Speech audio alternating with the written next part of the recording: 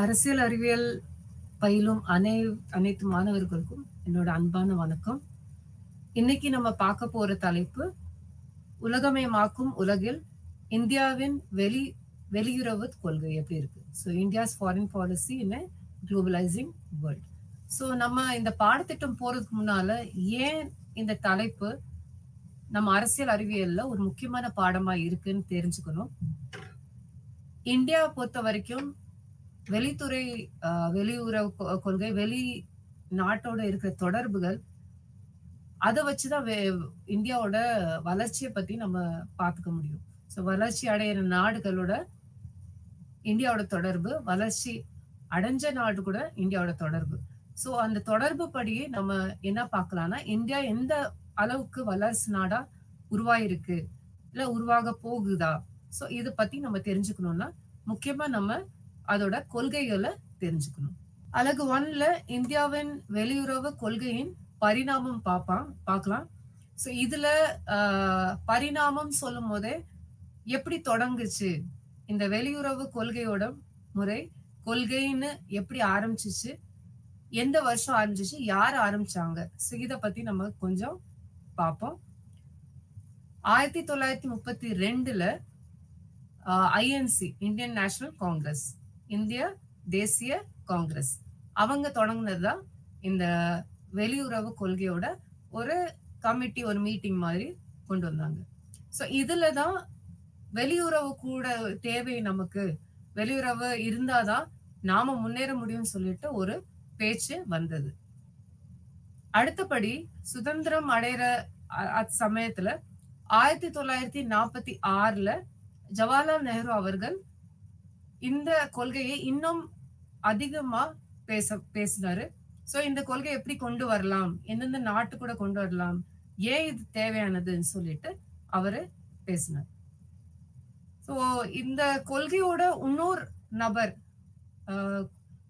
பொறுத்து இருக்கிற ஒரு நபர் யாருன்னு சொன்னோம்னா மகாத்மா காந்தி அவர்கள். ஸோ மகாத்மா காந்தி அவர்கள் முக்கியமா இந்த வெளியுறவு கொள்கையை நம்ம நாட்டோட சுதந்திரத்தோட சேர்ந்தாப்புல எந்தெந்த கொள்கை இருக்கோ அதை கொண்டு வந்து அதுல சேர்க்கணும்னு முயற்சி செய்தார். ஸோ நாம படிச்சிருக்கோம், நிறைய ஸ்கூல்ல படிச்சிருக்கோம் மகாத்மா காந்தியோட முக்கியமான கொள்கைகள் என்னன்னுட்டு. ஃபர்ஸ்ட் சொல்லுவாங்க, அவர் என்ன சொல்லுவாருன்னா அஹிம்சான்னு சொல்லுவார். அஹிம்சா, யார் கூடயும் நம்ம எந்த சண்டை சத்திரம் எதுக்குமே போகக்கூடாது, எல்லா நாட்டு கூடயும் நம்ம நட்பு நாடா இருக்கிற முயற்சி செய்யணும் சொல்லிட்டு சொல்றாரு. அடுத்து சத்தியாகிரகா. சத்தியாகிரகான்னு அந்த கொள்கையில அவர் என்ன சொல்ல வர்றாருன்னா, நம்ம என்ன பிரச்சனை இருந்தாலும், நாட்டுக்குள்ள இருந்தாலும் சரி, வெளி நாட்டுக்குள்ள இருந்தாலும் சரி, நம்ம ஆயுதங்களை உபயோகம் பண்ணக்கூடாதுன்ற மாதிரி சொல்வார். அஹிம்சா, சத்தியாகிரகா. அப்புறம் ஸ்வதேசின்னு ஒரு கொள்கை கொண்டு வர. ஸ்வதேசின்னா நம்ம ஊர்ல இருக்கிற என்னென்ன பொருள் இருக்கோ அந்த தேவைக்கா ஏத்த மாதிரி நம்ம பொருளை உபயோகப்படுத்தணும். நம்ம அண்டை நாடுக்கு ரொம்பவே நம்ம இறக்குமதி முறை எல்லாம் செஞ்சோம்னா நமக்கு லாபத்தை உண்டாக்காது. ஸோ இது காந்தி அடியார் சொன்னது. ஸோ இந்த கொள்கையை எல்லாத்தையும் சேர்ந்தாப்புல இவரும் ஜவஹர்லால் நேரு அவர்களுமே அதுக்கு ஒத்துழைப்பு கொடுத்தாரு. ஸோ இந்தியாவின் வெளியுறவு கொள்கையின் தோற்றத்துல முக்கியமான பங்கு ஜவஹர்லால் நேரு அவர்களும் மகாத்மா காந்தி அவர்களோட பங்கும் இருக்கு. அடுத்தபடி இந்திய சுதந்திர இயக்கம் மற்றும் வெளியுறவு கொள்கை மதிப்புகள். அந்த மதிப்புகள் நான் இப்ப சொன்ன மாதிரி முக்கியமான மதிப்பு அவங்க என்னென்ன பார்த்தாங்கன்னு சொன்னோம்னா, இந்த ஸ்வதேசி, அஹிம்சா, சத்தியாகிரகா, சரி, இந்த கொள்கைய முக்கியமா அவங்க எடுத்துட்டாங்க. ஸோ இந்த கொள்கை வச்சுதான் நம்மளுக்கு வெளியுறவு கொள்கையுமே அமைஞ்சிச்சு. ஜவஹர்லால் நேரு அவர் என்ன பண்ணாருன்னா அணிசாரா கொள்கை ஒண்ணு கொண்டு வந்தார். ஸோ அணிசாரா கொள்கை, அதுக்கு முந்தி 1919ல நான் கோஆபரேஷன் மூவ்மெண்ட் கேள்விப்பட்டிருப்பீங்க. மற்ற நாட்டு கூட நம்ம ஊர்ல இருக்கிற பிரிட்டிஷ்காரங்க கூட நம்ம ஒத்துழைப்பு கொடுக்காம இருக்கிறது. நமக்கு சுதந்திரம் கிடைக்கிறதுக்கு முன்னால நடந்த சம்பவங்கள்ல நான் கோஆபரேஷன் மூவ்மெண்ட், ஒத்துழைப்பு அல்லாத ஒரு ஒரு மூமெண்ட். அந்த இதுல நம்ம என்ன செஞ்சாங்கன்னா, நாட்டுல நம்ம பிரிட்டிஷ்காரங்க கூட எந்த விஷயத்திலயுமே நம்ம ஒத்துழைப்பு கொடுக்காம அவங்கள புறக்கணிச்சோம். இந்த புறக்கணிப்பு என்ன செஞ்சுச்சு, நமக்கு சுதந்திரத்துக்கு உதவியா இருந்தது. இது நம்ம நாட்டு மட்டும் இல்ல, மற்ற நாடுகளையுமே. டர்க்கில பாத்தீங்கன்னா ஒட்டமான் ஒருத்தங்க ஒரு ஆட்சி இருந்துச்சு. சோ அந்த ஆட்சியில கிலாஃபத்னு ஒருத்தருக்கு ஒரு சங்கத்துக்கு இது ஒரு வழிமுறையா அமைஞ்சிச்சு. சோ நம்ம ஊர்ல நடக்கிற, நம்ம நாட்டுல நடக்கிற ஒரு ஒரு விஷயங்களுமே மற்ற நாடுகளுமே உபயோகமா இருந்துச்சு. சோ சுதந்திரத்துக்கு முக்கியமான ஒரு எடுகோலா நம்ம கொள்கை அமைஞ்சிச்சு. சரிங்களா? சோ இந்த வெளியுறவு கொள்கை தான் அடுத்தபடி நமக்கு முக்கியமான ஒரு விஷயமா எல்லா கொள்கைக்குமே நமக்கு சாதகமா பயன்படுத்துச்சு. சரி, இப்போ நம்ம இவங்களுக்கு இந்திய தேசிய காங்கிரஸ் மற்றும் இந்தியாவின் உலக பார்வையில பரிமாணம்ல பார்த்தோம்னா, இந்திய தேசிய காங்கிரஸ் 1948ல ஜவஹர்லால் நேருவோட தலைமையில அவரு பிரதமர் ஆனார். சோ அவரோட தலைமையில ஆரம்பிச்சாங்க. சோ இந்த நாடு நடத்தும் போதே அவங்க ரயில்வே துறை, எல்லா துறையுமே எல்லாருக்குமே பொதுவா எல்லாருக்கும் வசதி கொடுக்கற மாதிரி கொடுத்தாங்க. சோ சமத்துவத்தை கொண்டு வர முயற்சி பண்ணாங்க. இதுமே இந்த ஒரு கொள்கையில ஒரு முக்கியமான ஒரு பங்கா அமைகிறது. அடுத்து ரொம்ப முக்கியமானது நெஹ்ருவோட காலம். சோ நெஹ்ருவோட காலம்னு சொல்லும் போது 1948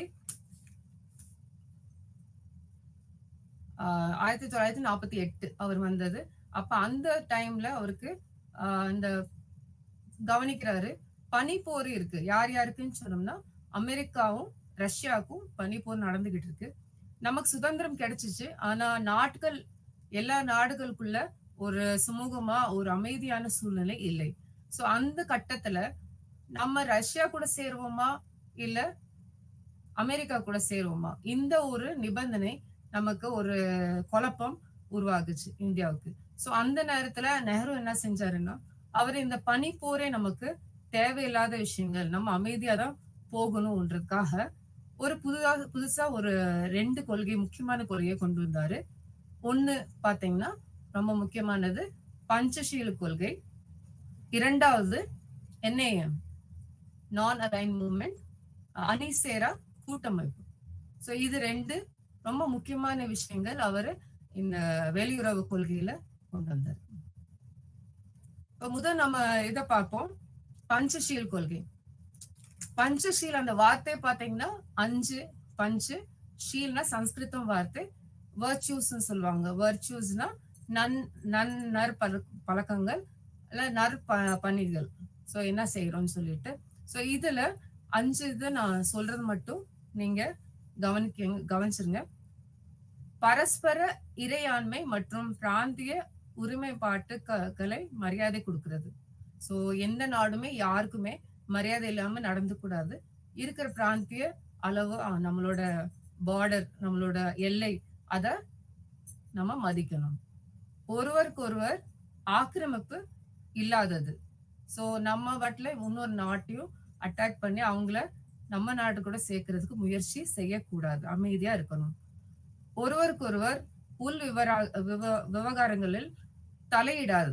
சோ இன்டர்னல் அஃபேர்ஸ் சொல்லணும். உள்ளுக்குள்ள என்ன விஷயங்கள் நடக்குது, என்ன பிரச்சனைகள் நடக்குது, அதுக்குள்ள இன்னொரு நாடு தலையிட கூடாது. 4வது, பரஸ்பர நலனுக்காக ஒருவர் சமத்துவத்தை அடிப்படையாக கொண்டது. சமத்துவமா எல்லாருமே சேர்ந்து இருக்கணும். 5வது, அமைதியான சகவாழ்வு இருக்கணும். எல்லாரும் சேர்ந்து அமைதியாக நல்ல முறையில ஒரு நட்பு முறையில இருக்கணும் சொல்லிட்டு 5 பஞ்சஷீல நிபந்தனைகள், இல்ல இன்னொன்னு சொன்னா கொள்கைகள் கொண்டு வந்தார். சோ இந்த 5 கொள்கைகளுமே சரின்னு சொல்லிட்டு 1961ல கையெழுத்திட்டது யாருன்னு சொன்னோம்னா யுகோஸ்லேவியா முக்கியமான ஒரு நாடா அமைஞ்சிச்சு. அதுக்கு முந்தி இந்த பஞ்சஷீலோட முக்கிய நோக்கமே என்னன்னா, சீனா கூட நம்மளோட உறவு இன்னும் நட்பான உறவா உருவாகணும். அந்த ஒரே ஒரு நோக்கத்துக்காக இந்த பஞ்சஷீல் கொள்கை ஜவஹர்லால் நேரு கொண்டு வந்தார். 1954 ஏப்ரல் 28 இந்த கொள்கை கையெழுத்திடப்பட்டது சைனாவும் இந்தியாவுக்கும்.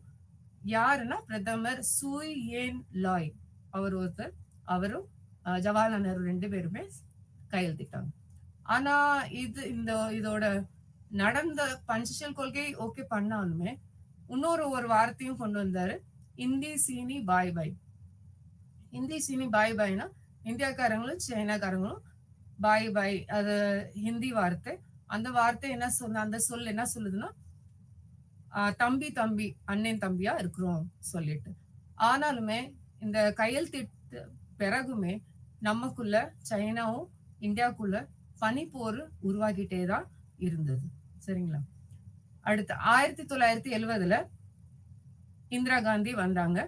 சோ இந்திரா காந்தி பிரதமர் ஆனதுக்கு பிறகு சில மாற்றங்கள் கொண்டு வந்தாங்க.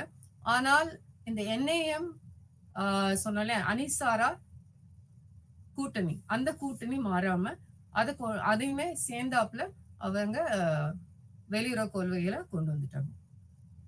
சோ இப்ப இந்திரா காந்தியோட விஷயங்கள் நம்ம சொல்றோம்னா 1970 அவங்க வந்தாங்க. வந்த பிறகு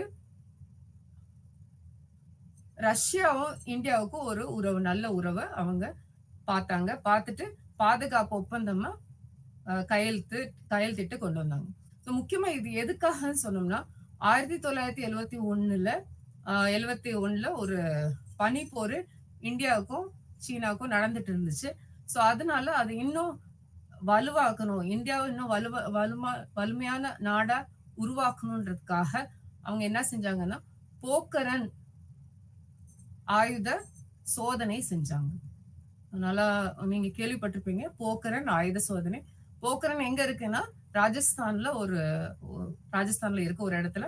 அங்க என்னன்னா ரொம்ப முக்கியமா அந்த ஆயுத சோதனை செய்யறதுக்கு ஒரு இடம் உருவாக்கி இருக்காங்க இந்தியால. சோ அந்த முதல் இடம் நம்ம ஆயுத சோதனை பண்ணது.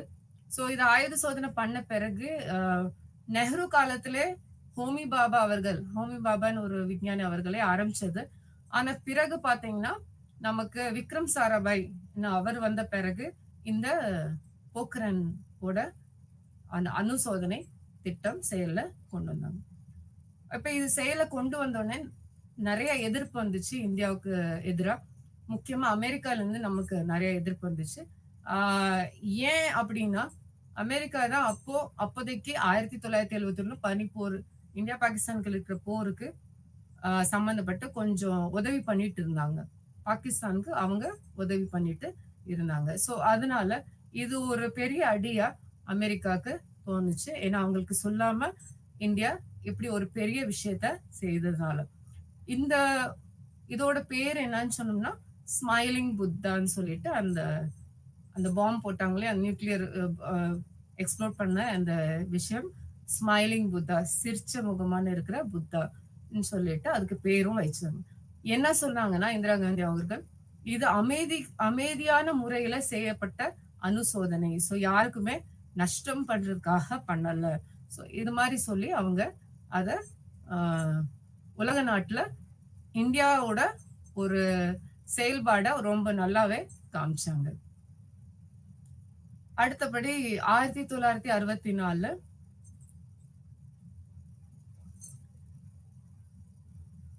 நெஹ்ரு அவர்கள் இறந்த பின்னர் பனிப்போரின் போது இந்தியாவின் வெளியுறவு கொள்கை என்னென்ன நடந்துச்சுன்னு சொல்லி பார்ப்போம்.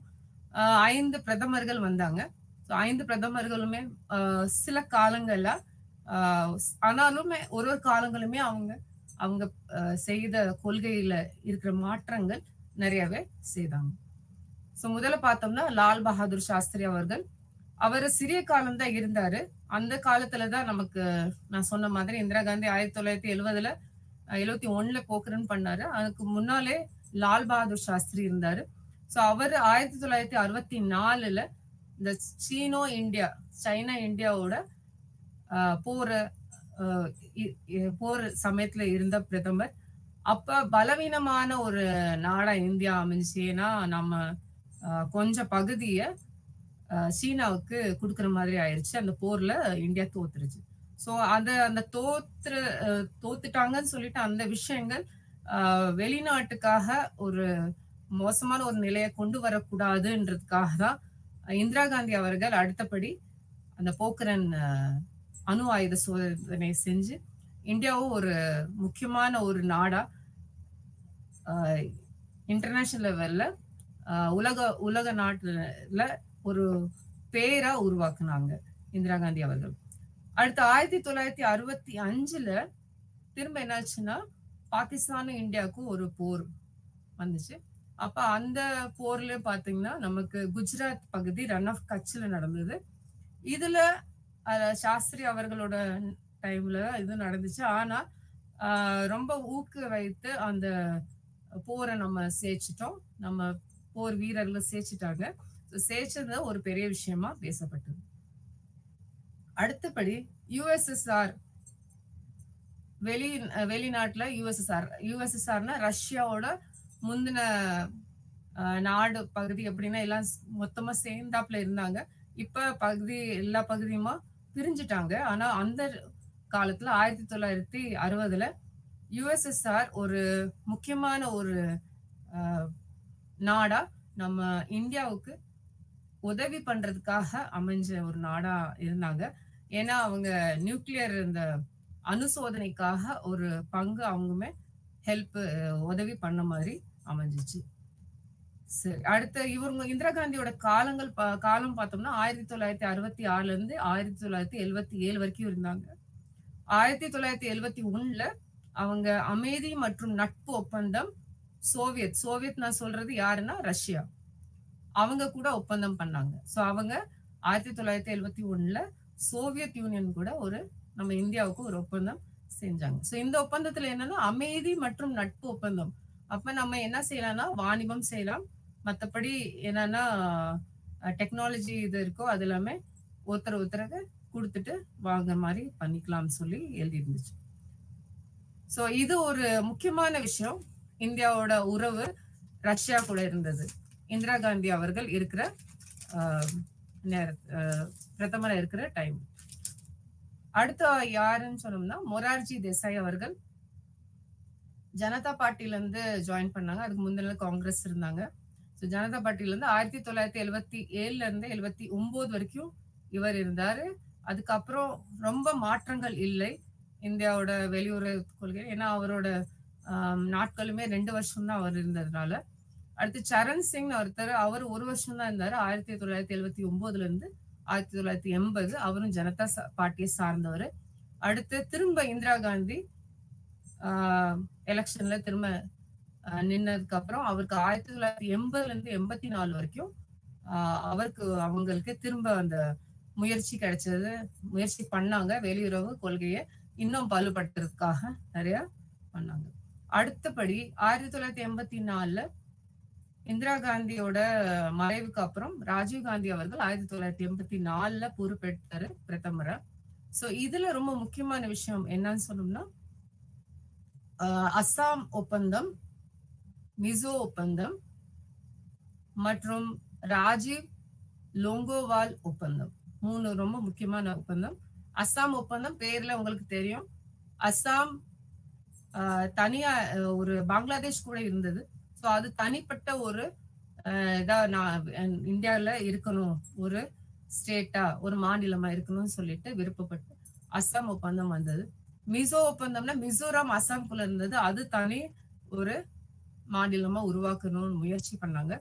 அடுத்து ராஜீவ் லோகோவால் ஒப்பந்தத்துல பஞ்சாப்ல அந்த சமயத்துல நடந்த நிறைய பிரச்சனைகள் சிக்கனால, இது முக்கியமா என்னன்னா இந்திரா காந்தியோட மறைவுக்கு அப்புறம் நடந்த சம்பவங்கள். அதனால பஞ்சாப்ல அமைதியை நிலைநாட்டுறதுக்காக கொண்டு வந்த ஒப்பந்தம். இவர் லோகோவால் யாருன்னா அகாலிதளோட ஒரு நபர். அவரு அகாலிதளோட தலைவர். அவரோட பேரு தான் லோங்கோவால். சோ இவங்க மூலமா தான் அந்த விஷயங்கள் நமக்கு ஒப்பந்தம் பண்ணி ராஜீவ் காந்தி அவர் காலத்துல ஒரு உள்துறையில நாட்டுக்குள்ளே இருக்கிற பிரச்சனைகளை முயற்சி பண்ணி சரி செய்த பார்த்தாரு.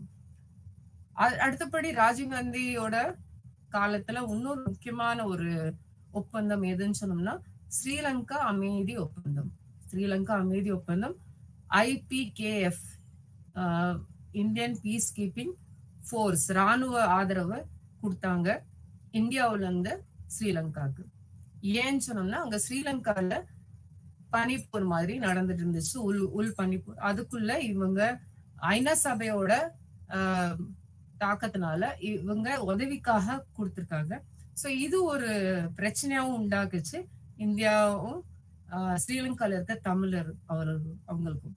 சோ 1991 இவர் படுகொலை செய்யப்பட்டாரு. அதுக்கப்புறம் என்னன்னா இந்த கொள்கை ஓரளவு செயல்ல இல்லாம நிறுத்தப்பட்டது. சரி, அடுத்தபடி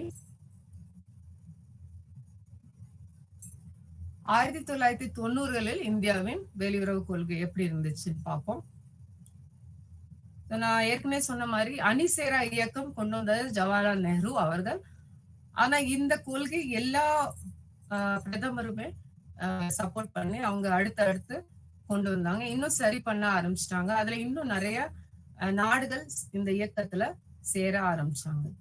சோ PV நரசிம்மராவ் அவர்கள் 1991 1996 அந்த காலத்துல பிரதமரா இருந்தவர் பிஜேபியோட ஆட்சி கொண்டு வந்தாங்க. இப்ப இதுல என்னன்னா யுஎஸோட அழுத்தத்தினால, முக்கியமா யுஎஸ்எஸோட அழுத்தத்தினால எல்பிஜின்னு சொல்லிட்டு ஒரு கொள்கை கொண்டு வந்தாங்க. இது என்னதுன்னு சொன்னோம்னா லிபரலைசேஷன், பிரைவேடைசேஷன், குளோபலைசேஷன். சோ தாராளமயமாக்குதல், தனியார்மயமாக்குதல் மற்றும் உலகமயமாக்குதல். இது மூணும் சேர்ந்து முக்கியமா என்னன்னா எல்லா வெளிநாட்டுல இருக்கிற எல்லா முதலீடுமே நம்ம நாட்டுல கொண்டு வந்து நம்ம நாட்டுல உற்பத்தி செஞ்சு எல்லாமே முடிஞ்ச அளவு என்னது கவர்மெண்ட் இல்லாம எல்லாமே பிரைவேட்டுக்காக போற மாதிரி ஒரு கொள்கை, ஒரு திட்டம். அந்த திட்டத்தை இது இந்தியாவோட வெளியுறவு கொள்கை கூட ஒரு சம்பந்தமான ஒரு கொள்கையா இருந்துச்சு. அடுத்தபடி என்னன்னு சொன்னோம்னா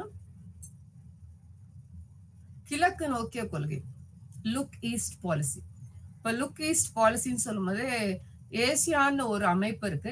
ஏசியன் அமைப்புல நம்ம ஒரு சவுத் ஈஸ்ட் அந்த இருக்கிறவங்க, கிழக்குல இருக்கிறவங்க என்னென்ன நாடு இருக்கோ அவங்க கூட நம்ம நட்பு உருவாகிற ஒரு கொள்கை.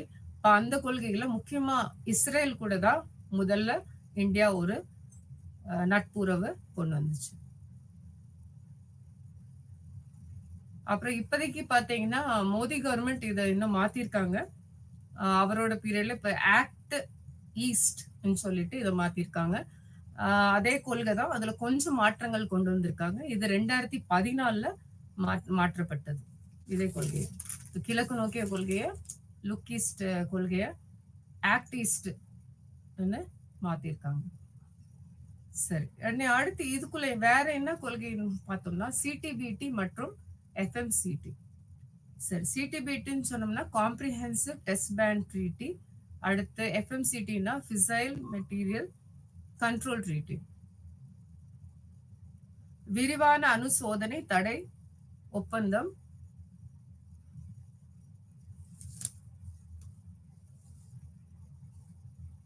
அடுத்து அணு பொருள் கட்டுப்பாடு ஒப்பந்தம். ஸோ அணுக்கு அணு முறை செய்யறதுக்காக என்ன தேவை பொருளோ அதை கட்டுப்பாடு பண்ற ஒப்பந்தம். இது ரெண்டுமே நமக்கு யாருன்னா ஐநா சபை மூலமா கொடுக்கப்பட்ட ஒரு ஒப்பந்தம். ஏன்னா எல்லா நாடுமே இஷ்டத்துக்கு அணு ஆயுதம் செய்யக்கூடாது, எல்லாத்துலயுமே அமைதி நிலவணும்னு சொல்றதுக்காக கொண்டு வந்த ஒப்பந்தம். ஸோ இதுக்கு நம்ம இந்தியாவும் கையெழுத்து இட்டோம். அடுத்து 1996 அடல் பிஹாரி வாஜ்பாய் அவர்கள் பிரதமராக இருந்தார். அவர் ஆனா உள்ளாட்சிக்குள்ள ஏதோ பிரச்சனைனால 13 நாட்கள் தான் இருந்தாரு. ஸோ ரொம்ப செயல்பாடுல இல்லை. அடுத்து தேவேகவுடா அவர்கள் வந்தாரு. தேவேகவுடா அவர்கள் தலைமை வசிக்கிறதுக்கு அப்புறம் ஐக்கிய குஜரால், அப்புறம் அவருக்கு அப்புறம் அந்த ஐக்கிய குஜரால் அவர் இருக்கிறப்ப ஒரு கோட்பாடு கொண்டு வந்தார். அது என்ன கோட்பாடுன்னு சொல்லணும்னா குஜரால் கோட்பாடுன்னு சொல்லுவாங்க. இப்ப குஜரால் கோட்பாடுல என்னன்னா நம்ம நட்பு நாடாக யார் யாரு நம்ம பக்கத்துல இருக்கிற அண்டைய நாடுகள், முக்கியமான நம்ம இந்தியாவுக்கு பக்கத்துல இருக்கிற அண்டைய நாடுகள் கூட ஒரு நட்புறவு உருவாக்குறதுக்காக கொண்ட கோட்பாடு இது. யார் யாருன்னு சொன்னோம்னா மால்டீவ்ஸ், பங்களாதேஷ், நேபாள், ஸ்ரீலங்கா, அப்புறம் பூட்டான். ஸோ ஐந்து நாடுகள் மால்தீவ்ஸ், பங்களாதேஷ், நேபாள், ஸ்ரீலங்கா, பூட்டான். இவங்க கூட நட்புறவு கொண்டு வரணும். நட்புறவுன்னு சொல்லும் போதே நம்ம வாணிபம் மட்டும் இல்லை, நம்ம இருக்கிற எல்லைகளுமே பாதுகாப்பு, அமைதி, சட்டங்கள் எல்லாம் சரியா கொண்டு வர மாதிரி ஒரு ஒப்பந்தத்தை கையெழுத்து விட்டாங்க. ஸோ இது குஜராத் பிரதமர் இருக்கும்போதே நடந்த ஒரு ஒப்பந்தம். அடுத்து நம்ம என்டிஏயின் கீழ் இந்தியாவின் வெளியுறவு கொள்கை, இது 2 பகுதியா பிரியும். ஸோ ஃபர்ஸ்ட் பகுதியில பார்த்தோம்னா பிஜேபி தலைமையிலான என்டிஏ, இதுல பாரதிய ஜனதா கட்சி தலைமையிலான தேசிய ஜனநாயக கூட்டணின்னு நம்ம தமிழ்ல சொல்லலாம். ஸோ இது 1998 அடல் பிஹாரி வாஜ்பாய் அவர்கள் வந்தது. ஸோ அவர் 3 முறை பிரதமர் ஆனாரு. 3 முறையுமே அவருக்கு வேற வேற விஷயங்களை அவரு தலைமை வகித்தாரு. ஸோ 1996 கொஞ்ச நாள் தான் இருந்தார், 13 நாட்கள் தான் இருக்க முடிஞ்சுச்சு. 1998-99 அவரை திரும்ப பிரதமராக 13 மாசத்துக்காக இருந்தாரு. ஸோ இந்த அப்புறம் 2004 வரைக்கும் தொடர்ச்சியா இருந்தார். ஸோ இது என்னன்னா, இந்த முக்கியமான காலத்துல என்ன முக்கியமா நடந்துச்சு, இந்தியாவின் வெளியுறவு கொள்கையில் என்ன முக்கியமான சம்பவங்கள் நடந்துச்சுன்னு பார்த்தோம்னா, போக்கரனோட 3 அணுசோதனை நடந்துச்சு. போக்கரனோட 3 அணுசோதனை 1998 1998 போக்கரன் 1, போக்கரன் 2, போக்கரன் 2, 3. 2வது போக்கரன்ல இந்தியா என்ன சொல்லிருச்சுன்னா, வெளிப்படையாவே தன்னை அணு ஆயுத நாடாக அறிவிச்சு. ஸோ ரொம்ப பகிரங்கமா நம்மளால செய்ய முடியும், அணுசக்தியை உருவாக்க முடியும், நம்ம வல்லரசு நாடுதான் சொல்லிட்டு காமிச்ச ஒரு தருணம் அது. ஸோ அத செஞ்சாங்க. ஸோ யாரோட காலத்துலன்னு பாத்தீங்கன்னா வாஜ்பாய் அவரோட காலத்துல செஞ்சாங்க.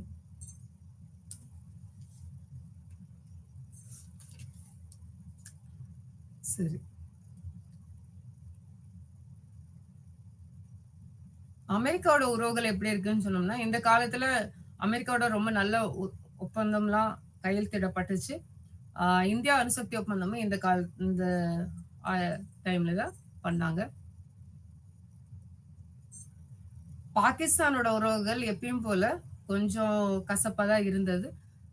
முக்கியமா பாத்தீங்கன்னா, அந்த கார்கில் போர் 1999 ரொம்ப மோசமான ஒரு நிலையை கொண்டு வந்துச்சு. பாகிஸ்தானும் இந்தியாவுக்குள்ள இருக்கிற ஒரு அந்த ஏற்கனவே பஞ்சஷீலம் ஒரு ஒப்பந்தம் செஞ்சிருந்தாங்க,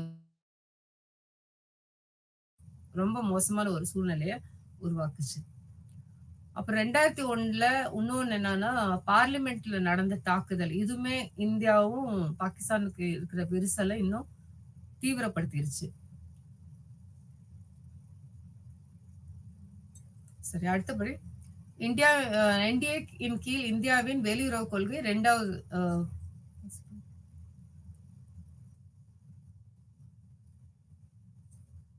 பார்ட் பார்ப்போம். ஸோ இதுல பார்த்தீங்கன்னா, காங்கிரஸ் தலைமையிலான யூபிஏ, யுனைடெட் ப்ரோக்ரசிவ் அலையன்ஸ் எல்லாம் கேள்விப்பட்டிருப்பீங்க. ஸோ இவங்க என்னன்னா, காங்கிரஸ் தலைமையில யார் பிரதமர் இருந்தாரு, மன்மோகன் சிங் அவர்கள் இருந்தாங்க. ஸோ இவர் 10 ஆண்டுகளா நமக்கு பிரதமரா செயல்பாடு நமக்கு செஞ்சாரு. முக்கியமா என்னன்னா 2004 2014 கிழக்கு நோக்கிய கொள்கை, ஏற்கனவே நான் சொன்ன மாதிரி லுக் ஈஸ்ட் பாலிசி சொன்னேன் இல்லையா, ஸோ அதே கொள்கையை திரும்ப இன்னுமே சரிப்படுத்தி எல்லாருமே சேர்ந்து நல்லா இருக்கணும், அந்த அந்த நோக்கத்தை இன்னும் தீவிரப்படுத்தி இவர் கொண்டு வந்தாரு. ஸோ 2004 இந்த கொள்கையை கொண்டு வந்தாங்க. சரி, அடுத்தபடி என்னன்னா பிரிக்ஸ் மாநாடு. பிரிக்ஸ் மாநாடுன்னா பிரேசில், ரஷ்யா, இந்தியா மற்றும் சைனா, இந்த 4 நாடுமே சேர்ந்து ஒரு ஒரு நட்பு நாடா உருவாக்குறதுக்காக உருவாக்குன ஒரு அமைப்பு. இந்த அமைப்பு இன்னும் பட்டுச்சு யுபிஏ காலத்துல. ஸோ எல்லாரும் சேர்ந்து நம்ம உறவு நல்லா மேம்படுத்தணும், நல்லா அமைதியான முறையில செயல்படணும்னு சொல்லிட்டு இந்த உறவை இன்னும் வலிமையான ஆக்குனது பிரிக்ஸ் மாநாடு. இந்தியா பாகிஸ்தான் ஓட உறவு இந்த இந்த டைம்லயுமே நான் ரொம்ப நல்லா இல்லை. ஸோ ஓரளவு ஆனா கட்டுப்பாட்டுக்குள்ள இருந்த மாதிரி கொண்டு வந்தாங்க. ஸோ சிபிஎம்னு ஒரு ஒப்பந்தம் பண்ணாங்க. கான்ஃபிடன்ஸ் பில்டிங் மெஷர்ன்னு சொல்லிட்டு. ஆனா இந்த கான்ஃபிடன்ஸ் பில்டிங் மெஷருமே ரொம்ப நாளைக்கு நீடிக்கல. அப்புறம் இன்னொன்னு என்ன செஞ்சாங்கன்னா, சம்ஜோதா விரைவு ரயில் மற்றும் பேருந்து சேவைகள். பாகிஸ்தானுக்கும் இந்தியாவுக்குள்ள ஒரு ரயில் சேவை சம்ஜோதா. இன்னொன்னு என்னன்னா பேருந்து சேவையும் கொண்டு வந்தாங்க. ஆனா இவ்வளவு சேவையும் கொண்டு வந்த பிறகும் பயங்கரவாதம் நிறுத்தாம இருந்ததுனால பாகிஸ்தான் கூட இந்த ஒப்பந்தம் செயல்ல நீண்ட காலம் கொண்டு போக முடியல. ஸோ சில காலம் 2004 ஆரம்பிச்சாங்க, அது அப்படி நிப்பாட்டிட்டாங்க. சரிங்களா? அப்புறம் 2006 நிப்பாட்டியாச்சு. ஸோ இது சீரமைக்கப்பட்ட இயக்கம்னா இன்னொன்னு இது என்ஐஎம்னு சொன்னோம் இல்லையா, ஜவஹர்லால் நேரு அவர்கள் கொண்டு வந்தது. அதே இது இயக்கம் திரும்ப கொண்டு வந்தாங்க. இந்தியா சீனா உறவுகள் சொல்லும் போதே வர்த்தகத்துல ரொம்ப இந்தியா சைனா அதிகமாவே ஒப்பந்தங்களை கையெழுத்திட்டாங்க. ஸோ அவங்களுக்குள்ள ஒரு நட்பு உருவாக்குறதுக்கு நிறைய விஷயங்கள் நடந்துச்சு.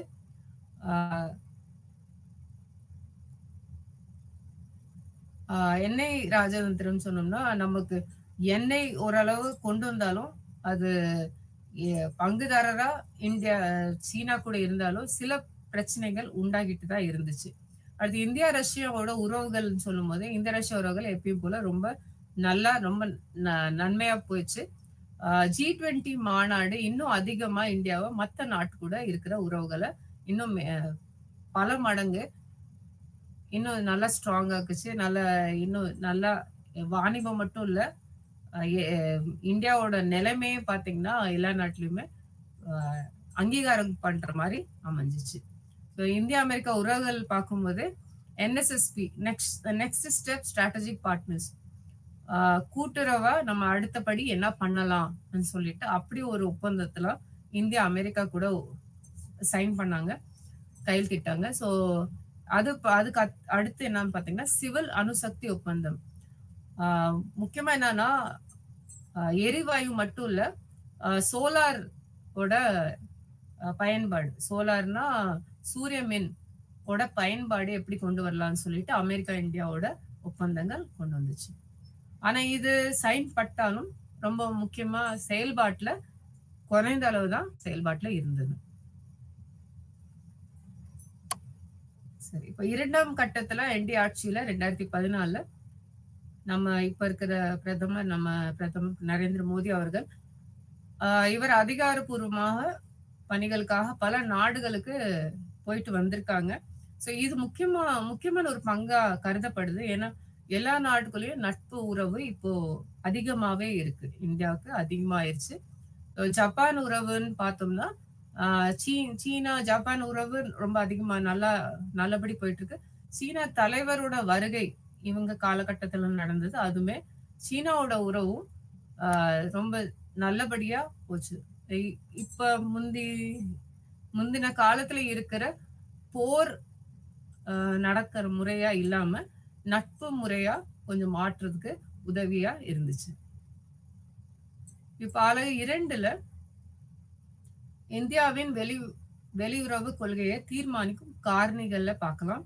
இந்த காரணிகள் ஒண்ணும் இல்ல, நம்ம ஏற்கனவே பார்த்த மாதிரி நமக்கு இயற்கை வளங்கள் என்னென்ன வளங்கள் இருக்கு, எல்லா வளங்களும் சார்ந்துதான் இது அமையும்.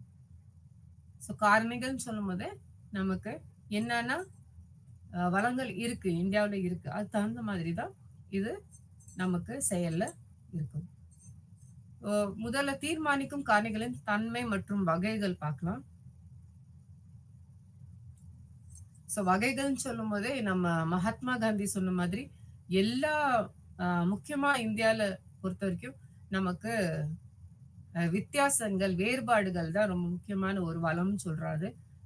ஏன்னா இந்த இவ்வளவு வித்தியாசம், இவ்வளவு வேறுபாடு இருந்த போதுமே எல்லாருமே ஒற்றுமையா இருக்காங்க இந்தியாவுல. ஸோ மத்த நாட பார்க்கும்போது, இது ஒரு வித்தியாசமான ஒரு சூழ்நிலையா தெரியுது. இது ஒரு ஒரு பக்கத்துல நமக்கு வெளி உறவு அமைப்பு கூட நம்ம சேர்ந்து இருக்கிறதுக்காக ஒரு முக்கியமான விஷயங்கள் இருக்கு. ஸோ முக்கியமான தீர்மானிக்கும் காரணிகள் பார்த்தா பூவியல் காரணிகள். ஸோ பூவியல் காரணிகள்னு பார்க்கணும்னா உங்களுக்கு தெரியும் கடல் இருக்கு, நமக்கு மலைகள் இருக்கு. ஸோ எல்லா வளங்களுமே வித்தியாசப்பட்டு இருக்கு. இந்தியா ஒரு நாட்டுல தான் உங்களுக்கு எல்லா சீதோஷ்ணமும் பார்க்கறதுக்கு முடியும். அது ஒரே நேரத்துல ஒரே காலத்துல எல்லா சீதோஷ்ணமும் நம்ம இந்தியா முழுக்க நம்ம ஒரு ஒரு மாநிலத்துல நம்ம வித்தியாசப்பட்டு பார்க்கணும். ஸோ இந்த இது நமக்கு என்னன்னா வளங்களை இன்னும் செயல்பாட்டுல நமக்கு உற்பத்தி பண்றது இல்ல அடுத்த பொருளாதார காரணிகளும் அமையுது. வரலாற்று மற்றும் கலாச்சார காரணிகள்னு பார்க்கும்போது நம்மளோட வரலாறு நம்ம கலாச்சாரம் ரொம்பவுமே மதிக்கப்பட்டது. ரொம்ப முந்தி காலத்துல இருந்து இருந்ததுனால எல்லாருமே அத ஆச்சரியமா பாக்குறாங்க. வெளி உறவு நமக்கு நீடிக்கிற ஒரு காரணமும் நம்ம வரலாறு மற்றும் கலாச்சாரம் தான். அடுத்த உள்நாட்டு சூழல் சொல்லும் பார்த்தோம்னா நமக்கு உள்நாட்டுல எல்லா விஷயங்களுமே என்ன மாதிரி அமைப்புல இருக்குன்னு சொல்லி பார்த்தோம்னா நம்ம மதங்கள் வேற வேற மதங்கள் இருக்கு, வேற வேற ஜாதி, வேற வேற இனத்துல இருக்காங்க. ஆனா எல்லாருமே சேர்ந்து இருக்காங்க. ஸோ அது ஒரு உள்நாட்டு சூழல் நமக்கு ஒரு காரணியா அமையுது. தலைமைத்துவத்தின் ஆளுமை. தலைமைத்துவத்தின் ஆளுமைன்னு சொன்னோம்னா இது ஒரு முக்கியமான காரணம் என்னன்னா ஒரு ஒரு நேரத்துல ஒரு தலைவர் இருக்காங்கன்னா அவங்களோட ஆளுமையினாலையுமே நமக்கு இந்த வெளிநாட்டு உறவு மென்பட அதிகமாறதுக்கோ இல்ல குறையறதுக்கோ ஒரு காரணமா அமையுது. இப்ப இங்க சொல்லும் போதே பாத்தீங்கன்னா விபி சிங் அவரோட பிரதமர் இருந்தாரு நமக்கு விபி சிங். அவரோட தலைமையில பாத்தீங்கன்னா ஒரு வாட்டி தீவிரவாதிகள் ஒரு மினிஸ்டர் அவங்களோட பொண்ண இது பண்ணிட்டாங்க. அப்ப நம்ம டெரரிஸ்ட் கிட்னாப் பண்ணப்ப நம்ம டெரரிஸ்ட் ரிலீஸ் பண்ணணும்னு சொல்லும் போதே நமக்கு ஆளுமை அந்த டைம்ல ஒரு ஒரு காரணியா அமைஞ்சிச்சு. அவங்களுக்கு நம்ம தீவிரவாதிகளை வெளியே அனுப்புற மாதிரி ஒரு சூழ்நிலை அமைச்சு. ஸோ இது ஒரு எடுத்துக்காட்டு நான் சொல்றேன். ஏன்னா ஆளுமை நமக்கு ரொம்ப நல்ல ஆளுமையா இருந்தோம்னா நமக்கு இந்த பிரச்சனைகள் இல்லாம தீவிர காணுக்கு முறை கொண்டு வரலாம். அதுக்கப்புறம் அவர் விபி சிங் ரிசைன் பண்ணிட்டாரு. ஏன்னா இது அவர் பிரதமரா இருந்து நடந்த ஒரு நல்லா இல்லாத ஒரு சம்பவம் அதனால. அடுத்து கருத்தியல் புன்கணிப்புகள். ஸோ நம்ம ஏற்கனவே நம்ம யோசிச்சிருக்கோம் என்னென்ன யோசிச்சிருக்கோம்னு சொல்லிட்டு முக்கியம் மகாத்மா காந்தியோட விஷயங்கள் நான் ஏற்கனவே சொல்லியிருக்கேன். அவரோட கொள்கைகள், அந்த கொள்கைகள் மற்ற நாட்டுகள்ல மற்ற ஊர்கள்ல செயல்ல இருக்கான்னு பார்க்கும்போதே சில நாடுகள் அது ரொம்ப விரும்புறாங்க. ஸோ அப்ப அந்த நேரத்துல நமக்கு இந்த கருத்துக்கள் எல்லாமே ஒரு காரணியா அமையுது. சர்வதேச சூழ்நிலை. ஸோ உலக நாட்டுல என்ன நிலை இருக்கு? இப்ப நான் அந்த பனிப்போர் பத்தி சொன்னேன். இன்னமும் நமக்கு சில நாட்கள பாத்தீங்கன்னா ஒரு பனிப்போர் எல்லா இதுக்குமே இருக்கு. உலக போருக்கு அப்புறம் இருக்கிற பனிப்போரை விட இப்ப இருக்கிற போருமே ஜாஸ்தியாவே அதிகமாவே இருக்கு. ஸோ இப்ப இந்த சூழ்நிலை இருக்கும்போது நமக்கு என்ன செய்ய முடியாது, நட்பு எல்லா நாட்கூடயும் நம்ம நட்புறவை கொண்டு போக முடியாது. ஸோ அப்ப என்னன்னா இந்த நமக்கு வெளிநாட்டு கொள்கையில ஒரு பிரச்சனைகள் கொண்டு வரதுக்கு வாய்ப்பு இருக்கு. ஸோ இது ஒரு காரணியா அமையுது. சிறு தீர்மானிக்கும் காரணிகள். சிறு சிறு தீர்மானிக்கும் காரணிகள் இருக்கு. அந்த காரணிகள் பாத்தீங்கன்னா நமக்கு வெளிப்படையா தெரியாது. ஆனா உள்ளுக்குள்ள இருக்க பிரச்சனைகளா இருக்கலாம். சரிங்க. ஸோ அதுவுமே பாத்தீங்கன்னா ஒரு சொன்னோம்னா ஒரு ஒரு ஒரு ஜாதி முறையில ஏதாவது ஒரு சூழ்நிலை உருவாக்குறாங்க ஒரு இடத்துலன்னு சொன்னோம்னா நம்ம அடுத்தபடி அந்த வெளிநாட்டு கூட உறவுல ஒரு விரிசல் உண்டாக்குறதுக்கு ஒரு வாய்ப்புகள் உருவாக்க காரணம் இருக்கலாம். ஸோ இது ஒரு காரணி அமையுது. தீர்மானிக்கும் காரணிகளின் செயல்பாடு சிக்கலானது. மொத்தமாவே பாத்தீங்கன்னா, ஏதாவது ஒரு காரணிகள்ல ஒரு மாற்றங்கள் உருவாகுதுன்னா, நிச்சயமா அது வெளியுறவு நமக்கு சிக்கல கொண்டு வரதுக்கு வாய்ப்புகள் அதிகமா கொண்டு வரதுக்கு வாய்ப்பு இருக்கு. அடுத்தபடி இந்திய வெளியுறவு கொள்கையின் கொள்கைகள் மற்றும் நோக்கங்களை பார்க்கலாம். ஸோ இந்த கொள்கையில முக்கியமா என்னன்னா, நம்ம ஏற்கனவே பார்த்த முதல்ல நம்ம பரிமாணம்ல பார்த்தோம் இல்லையா? ஸோ அந்த கொள்கைகள் எல்லாமே நமக்கு இதுக்குள்ள நம்ம படிக்கிற மாதிரி வரும். ஸோ முதல்ல நான் சொன்ன மாதிரி ரொம்ப முக்கியமான ஒரு கொள்கை அணிசேரா கொள்கை. அணிசேரா கொள்கை நான் அலைன்ட் மூவ்மெண்ட் ஒரு நான் அலைன்மெண்ட் யார் கொண்டு வந்தாங்க? ஜவஹர்லால் நேரு அவர்கள். ஸோ அணிசேரா கொள்கையில என்ன சொல்ல வராங்கன்னா, ஒரு நாடு யுஎஸ் அமெரிக்காவும் ரஷ்யாவுக்கும் பனிப்போர் நடக்கும் போதே நம்ம இந்தியா என்ன செய்ய முடியல, ஏதாவது ஒரு நாட்டு கூட நம்ம கூட்டணியா சேர்றதுக்கு ஒப்புக்கொள்ள இல்லை. ஏன்னா ஏற்கனவே பனிப்போர் இருக்கும் போதே நம்ம இன்னொரு நாட்டு கூட நம்ம கூட்டணியை சேர்ந்தோம்னா, நம்ம அந்த இன்னொரு நாட்டு கூட ஒரு நாடு கூட சேர்ந்தோம்னா இன்னொரு நாட்டு கூட நமக்கு ஒரு எனிமிட்டி வரும். ஒரு சரியா வராது. அந்த நட்பு உறவு கொண்டு வர முடியாது. ஸோ அதனால என்ன செஞ்சாங்கன்னா, ஜவஹர்லால் நேரு அவர்கள் எல்லார் கூடயும் நம்ம சுமூகமா போகணும். யார் கூடயும் நம்ம இந்த எனிமி ஆகக்கூடாது. சரியான முறையில நம்ம செயல்ல இருக்கணும்னு சொல்றதுக்காக அவர் அணிசேரா கொள்கையை கொண்டு வந்தாரு. அவர் மட்டும் இல்ல, நமக்கு வளர்ச்சி அடையிற நாடுகள் என்னென்ன நாடுகள் இருக்கோ அவங்க எல்லாருமே இந்த அணிசேரா கொள்கையை ரொம்ப ஆதரிச்சாங்க. இப்பயும் பாத்தீங்கன்னா அணிசேரா கொள்கையினாலதான் நம்ம இந்தியா மத்த நாடுகளை விட தனியா ஒரு நாடா திகழ்றது எங்க போனாலும். நம்மளோட பேச்சுமே இந்தியா எங்க பேசினாலும், ஐநா சபையில எங்க பேசினாலும் அவங்களோட பேச்சுகள் சரியான முறையில எடுக்கப்படுது. ஏன்னா அவங்க எந்த நாட்டுக்குமே அவங்களுக்கு சார்ந்து நம்ம பேசுறது இல்ல, செய்யறது இல்ல. எல்லாருக்குமே நல்லது செஞ்சுட்டு போற மாதிரி ஒரு கொள்கையை கொண்டு வந்திருக்காங்க. ஸோ இந்த கொள்கையில எப்படின்னா, மத்த நாடு ஏதாவது உதவி கேட்டாங்கன்னா நம்ம செய்யலாம். ஆனா நம்ம நாடோட பிரச்சனைகள்ல அந்த நாடு தலையிடக்கூடாதுன்ற மாதிரி விஷயங்கள். ஓரளவு பஞ்சஷீலும் இந்த அணிசேரா கொள்கையும் ஓரளவு சேமா இருக்கும், ஒரே மாதிரி இருக்கும். ஏன்னா ஜவஹர்லால் நேரு அவர்களோட யோசனையில வந்தது. அடுத்து பஞ்சஷீல் நான் ஏற்கனவே சொன்ன மாதிரி எல்லா நாடும் இந்த கொள்கை நம்ம சீனா கூட பண்ணது, ஆனால் செயல்படல.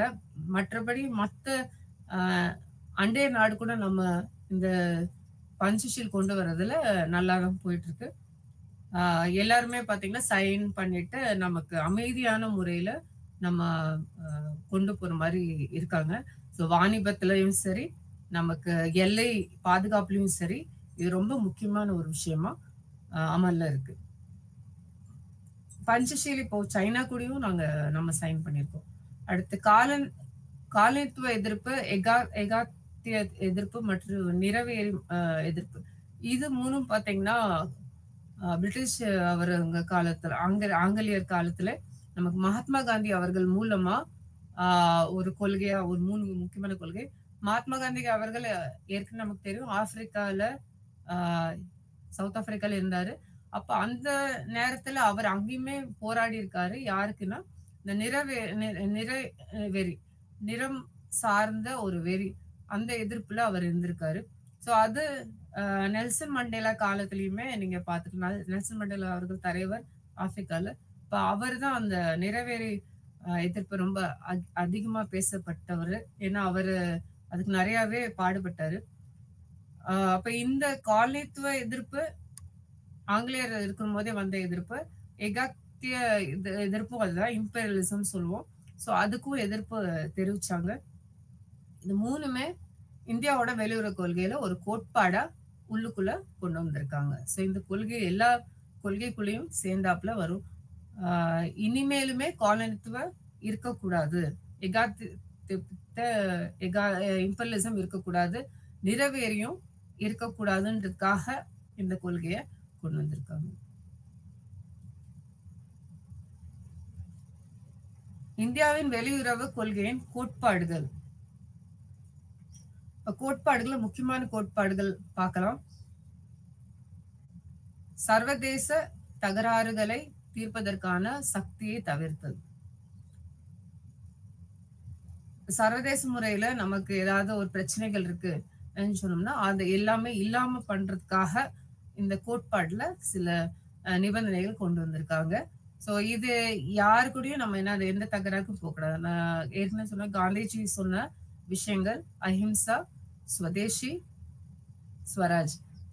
சோ இந்த கொள்கையை என்ன செய்யறாங்கன்னா இதுல கொண்டு வந்து அந்த தகராறு ஒரு விஷயமே யாரு கூடயும் இருக்கக்கூடாதுக்காக இந்த ஒரு கொள்கையை கோட்பாடு கொண்டு வர்றது.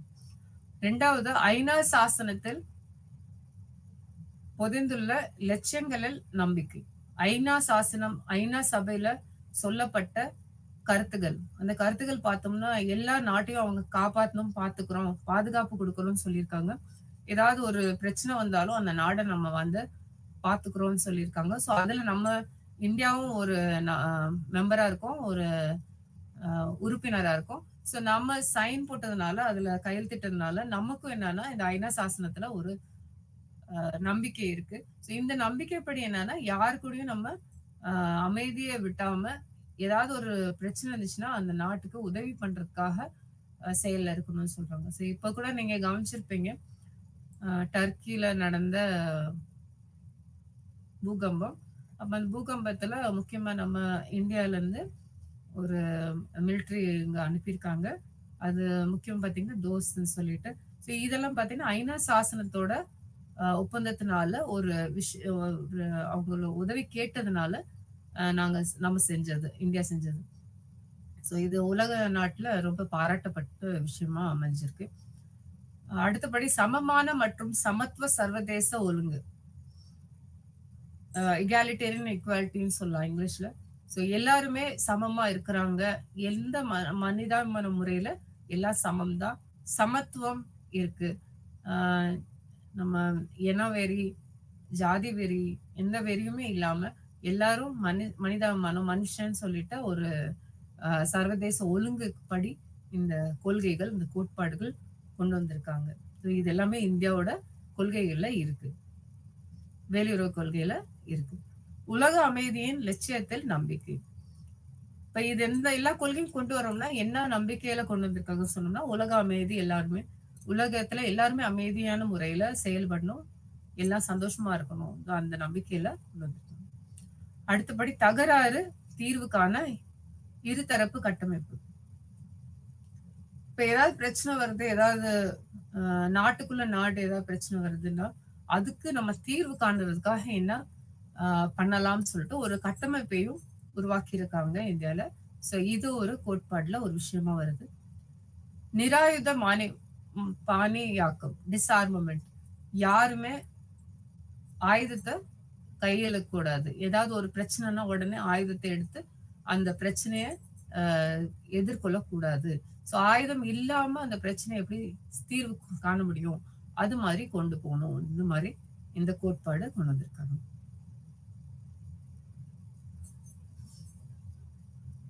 அடுத்தபடி இந்தியாவின் வெளியுறவு கொள்கையின் நோக்கங்கள் என்னென்ன இருக்குன்னு பார்க்கலாம். தேசிய நலனை பாதுகாத்தல் மற்றும் ஊக்குவித்தல்.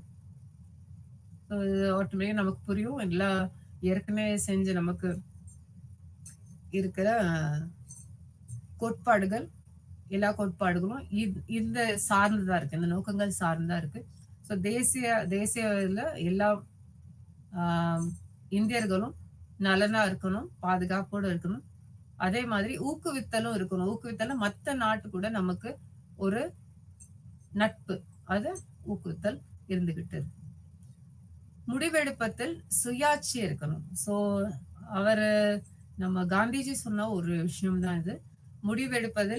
முடிவெடுப்பதில்னா நாட்டுல மட்டும் இல்ல, வெளிநாட்டோட உறவுகள்லயுமே முடிவெடுப்பதில் சுயாட்சி இருக்கணும். என்ன யோசிக்கணும் அது செய்யணும்.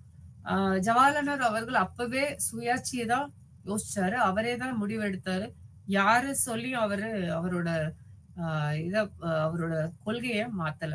சோ இது ஒரு முக்கியமான ஒரு நோக்கமா அமையுது. வெளிநாட்டு கொள்கையின் பொருளாதார இயக்கிகள். வெளிநாட்டு கொள்கையோட பொருளாதாரத்துல சம்பந்தப்பட்ட என்னென்ன இயக்கிகளுக்கோ அது எல்லாத்துக்குமே இன்னும் நல்லா மேம்படுத்தணும், சரிப்படுத்தணும்னு சொல்றாங்க. உலகளாவிய பயங்கரவாத எதிர்ப்பு கட்டமைப்பு. இது ஒரு கட்டமைப்பு கொண்டு வந்திருக்காங்க. எங்கேயுமே பயங்கரவாதம் இருக்கக்கூடாது. ஸோ உலகளாவிய பயங்கரவாத எதிர்ப்பு இருக்கணும். இப்ப இந்த கட்டமைப்பு முதல்ல நமக்கு எப்போன்னா 2000 செப்டம்பர் 11 2001 எல்லாருக்கும் ஞாபகம் இருக்கும். அமெரிக்கால அந்த ட்வின் டவர்ஸ் இரட்டை கோபுரம் சூழ்ந்த தீவிரவாதத்தினால அழிஞ்ச தினம். அப்ப அந்த டைம்ல அந்த நேரத்துல அமெரிக்கா எந்த விதத்துல அவங்க பாகிஸ்தானும் ஆப்கானிஸ்தானுக்கும் நல்ல உதவி பண்ணிட்டு இருந்தாங்க, பயங்கரவாதம் இல்லாம நாடுன்னு சொல்லிட்டு பண்ணிட்டு இருந்தாங்க. ஸோ இது ஒரு பிரச்சனை நடந்த பிறகு இந்த பயங்கரவாத எதிர்ப்பு கட்டமைப்பு நம்ம இந்தியால மட்டும் இல்ல, உலக நாட்டுல அமெரிக்காலையுமே கொண்டு வந்தாங்க. இந்த கட்டமைப்பு எல்லா எல்லா நாட்டிலையும் இப்ப பொதுவா இந்த கட்டமைப்பை கொண்டு வந்திருக்காங்க. ஏன்னா பிரச்சனைகள் நம்ம இந்தியால மட்டும் இல்ல, மற்ற நாடுகளையுமே பயங்கரவாத பிரச்சனைகள் எல்லாரும் பார்த்துக்கிட்டு இருக்கிறதுனால. அடுத்த 5வது சமமான சுற்றுச்சூழல் பாதுகாப்பு கட்டமைப்பு. எல்லாருக்கும் சுற்றுச்சூழல் என்வாயர்மெண்ட் எல்லாமே நல்லா இருக்கணும், சமமா இருக்கணும். யாருக்குமே வேறுபாடா ஒருத்தருக்கு நல்லபடியும் ஒருத்தருக்கு நல்லா இல்லாம இருக்கக்கூடாது. இப்ப சமமான சுற்றுச்சூழல்னு சொல்லும் போதே நம்ம வெளிநாட்டுல பார்க்கும் போதே பூட்டான் தான் இருக்கிறதுல இதுல ரொம்ப நல்லா கொண்டு போயிட்டு இருக்காங்க சுற்றுச்சூழல் பாதுகாப்பு. ஸோ அவங்க அவங்க செயல்ல பண்ற எல்லா விஷயங்களுமே நம்ம இந்தியாலயும் இப்போ கொஞ்சம் எடுத்துக்காட்டா எடுத்துக்கிட்டு இருக்காங்க. 6வது பாரபட்சமற்ற தொழில்நுட்ப பரிமாற்ற ஆட்சிகள். அப்ப தொழில்நுட்பம் நம்ம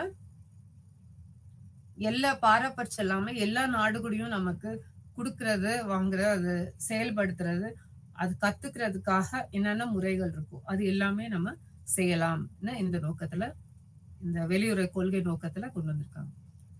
புலம்பெயர் மற்றும் மென்மையுடைய சக்தி. இது ரொம்ப வித்தியாசமான ஒரு விஷயம். புலம்பெயர் மற்றும் மென்மையுடைய சக்தி. இது எடுத்துக்காட்டா நான் மோடி அவர்களை சொல்லலாம்.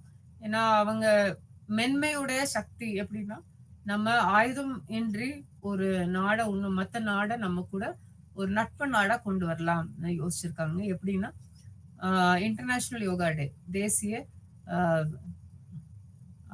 இல்ல உலக உலக அளவு யோகா தினம் சொல்லிட்டு கொண்டாடுறோம். ஸோ இதெல்லாம் பாத்தீங்கன்னா நமக்கு மற்ற நாடு அதை எடுத்துக்கணுன்னே நமக்கு என்ன ஆகுதுன்னா, நம்ம நாடு ஒரு மற்ற நாட்டுல பேசப்படுறாங்க. ஸோ இந்தியான்னு ஒரு நாடு இருக்கு, அங்க இங்க யோகா பண்றாங்கன்னு சொல்லிட்டு பேசப்படும் போது இது ஒரு மென்மையுடைய ஒரு சக்தி என்ன செய்யுதுன்னா, நமக்கு ஒண்ணுமே நம்ம அவங்கள எந்த முறையிலையும் அவங்கள கட்டாயப்படுத்துற அவங்களாவே நம்ம இந்தியாவை ஒரு வெளியுறவு நட்புக்காக சரின்னு சொல்ற அளவுக்கு ஒரு ஒரு சக்தியா அமையுது. ஸோ இது ஒண்ணு. அப்புறம் புலம்பெயர் சக்தின்னு சொல்லும் போது நம்ம ஊர்ல நடக்கிற எல்லா விஷயங்கள் வெளியூருக்கு அதை எடுத்துக்காட்டாங்க. இப்ப 2வது நமக்கு இஸ்லாமிய நண்பர்கள் பாத்தீங்கன்னா எவ்வளவு இருக்காங்கன்னு சொன்னோம் பார்த்தோம்னா, நம்ம இந்தியாவில தான் 2வது அதிக மக்கள் தொகையில இருக்காங்க. அப்ப நம்ம இஸ்லாமிய உலகம் சொல்லும் போது நம்ம இஸ்லாமிய உலகத்துல அரேபியா, பாகிஸ்தான் அந்த நாடு பாக்குறப்ப நமக்கு என்ன இருக்குன்னா நமக்கு அதிகமா இருக்குன்னு சொல்லிட்டு அது ஒரு விஷயமா நமக்கு பேசப்படுது. அப்ப என்னன்னா மற்ற நாடுமே நம்ம கூட ஒரு நட்பு உறவு கொண்டு வர்றதுக்கு ஒரு ஒரு கருவியா இது ஒரு விஷயமா அமையுது.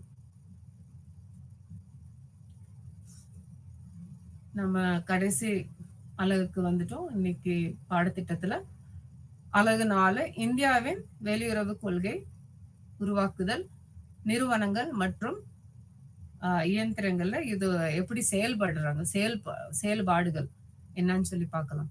இப்ப ஏற்கனவே சொன்ன மாதிரி வெளியுறவு கொள்கை எல்லாமே நமக்கு பரிமாணங்கள், அந்த பரிமாணங்களை பார்க்கும்போது ஒரு ஒரு சீர்திருத்தமும் ஒரு ஒரு சட்டங்கள் ஒரு ஒரு கொள்கைகள் எல்லாமே கொண்டு வந்துதான் இது செயல்பாட்டு கொண்டு வராங்க. ஸோ அப்படியே நம்ம ஒரே ஒரு ஆளு சொன்ன உடனே செய்யற மாதிரி இருக்காது வெளியுறவு கொள்கை. ஸோ அதை உருவாக்குறதுக்கு நிறைய விஷயங்கள் உள்ளடங்கி இருக்கு. சோ அந்த விஷயங்கள் நம்ம சொல்லும் போதே என்னென்ன விஷயங்கள் இருக்கு. இந்தியாவோட வெளியுறவு கொள்கை உருவாக்குவதில் ஒரு சிக்கல்லாம் நிறைய சிக்கல்கள் இருக்கு. அந்த சிக்கல்கள் எல்லாத்தையுமே நம்ம பார்த்துட்டு நம்ம என்ன செய்ய முடியும்? அத உருவாக்க முடியும். சோ இப்போ நான் ஏற்கனவே சொன்ன மாதிரி, நம்ம இந்தியாவோட உறவு அண்டை நாடுன்னு சொல்லும்போது, எல்லா நாடும் நம்ம கூட நல்ல உறவா இருக்காங்களான்னு பார்த்தோம்னா அப்படி இல்ல. சோ முக்கியமா நம்ம அண்டைய நாடுன்னு சொல்லும்போது, நமக்கு அ கிழக்கு அ இது கடல் பகுதியில எல்லா இடத்துலயும் நமக்கு அ நமக்கு நாடுகள் இருக்காங்க. சோ முக்கியமா சொன்னோம்னா, யார் யார் இருக்காங்க? ஆப்கானிஸ்தான், பாகிஸ்தான், சைனா, நேபாள், பூட்டான், சரிங்களா? அது மேல பகுதியில மியான்மர்,